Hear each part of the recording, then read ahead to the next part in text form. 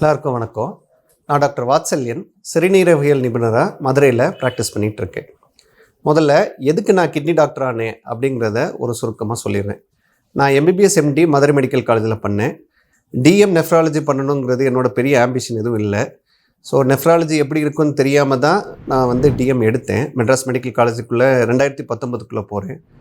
அங்கே போகும்போது பார்த்திங்கன்னா ரொம்ப நிறைய கிட்னி பேஷண்ட்ஸ் இருந்ததை பார்த்து எனக்கே ஆச்சரியமாக இருந்துச்சு. நான் நிறைய கிட்னி பேஷண்ட் எம்டி பருவத்தில் பார்த்ததா இருந்தாலும் டிஎம்மில் சின்ன குழந்தைங்க சின்ன வயசுலேயே அவ்வளோ கிட்னி பிரச்சனைகள், வயசு கம்மியாக சுகர், வயசு கம்மியாக பிபி, இந்த மாதிரி பல நோய்கள் பார்க்கும்போது எனக்கு ரொம்ப மனக்கவலையாக இருந்துச்சு. அதில் என்ன வேடிக்கைன்னா நிறைய நோய்கள் நம்மளால் தடுக்கக்கூடிய நோய்களாக இருந்துச்சு. கிட்னி பிரச்சனைகள்லேயே ஒரு 60-80% நோய்களை நம்ம தடுக்கிற மாதிரி இருந்துச்சு.